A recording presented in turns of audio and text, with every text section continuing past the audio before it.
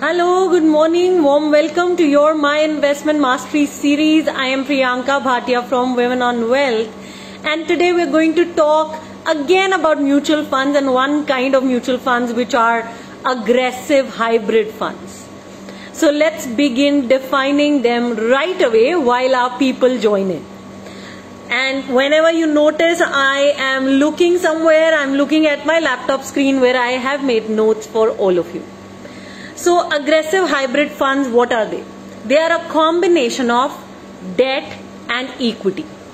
So the first thing you guys need to notice, debt plus equity. Earlier they were known as balanced funds or equity oriented hybrid funds. Why were they called equity oriented?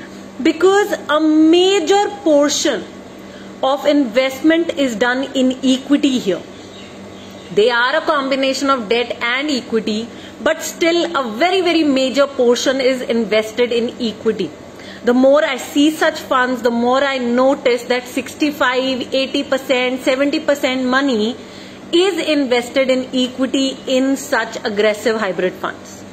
So what does equity do? That kind of large investment in equity, it adds a considerable amount of risk to the mutual fund. And there is a little cushion that happens with investment in debt, but because that investment is not large, the disadvantage equally is that there isn't enough cushion.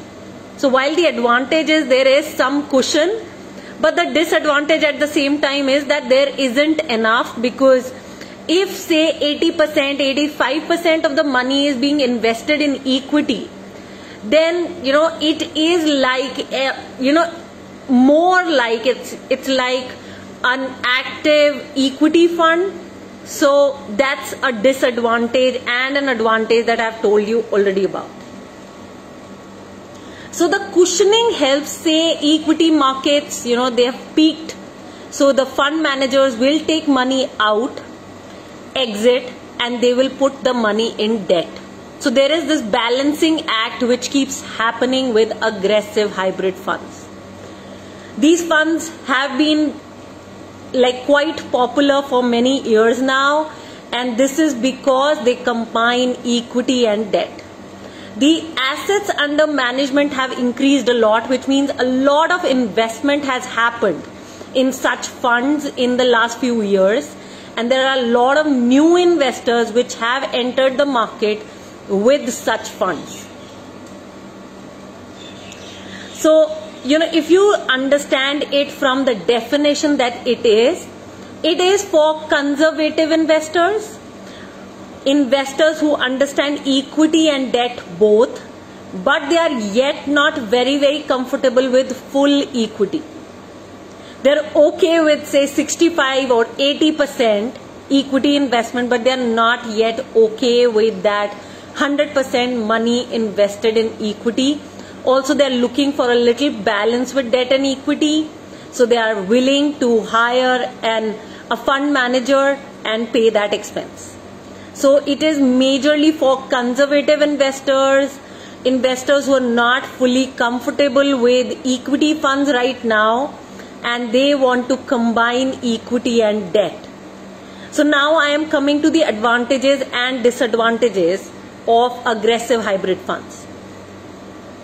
So number one advantage is that you get a balance, because 65 to say 80% money is in equity, say 35 to 15% money, so 15 to 35% money is in debt.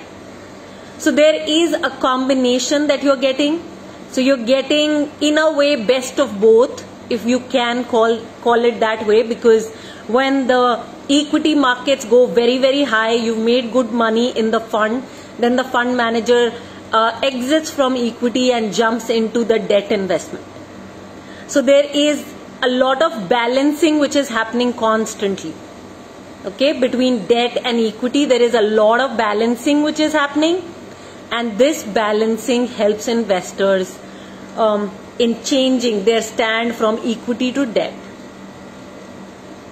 They are tax efficient because they are taxed like any other equity mutual fund. because such large portion is invested in equity.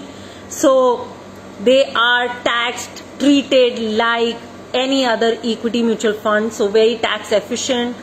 There are good returns which get generated because, again, like I said, large portion is invested in equity. Equity with all its volatility, yet if you give it time, it actually generates great returns for any investors. So the returns are anyways good. Disadvantages. Okay, I'm coming to disadvantages. So because the debt portion is less, okay, the debt portion is less, so I'm not sure about this balancing, between equity and debt, because this balancing is not taking away the risk from investors, so it continues to be as risky. So we shouldn't think that, okay, this is not risky.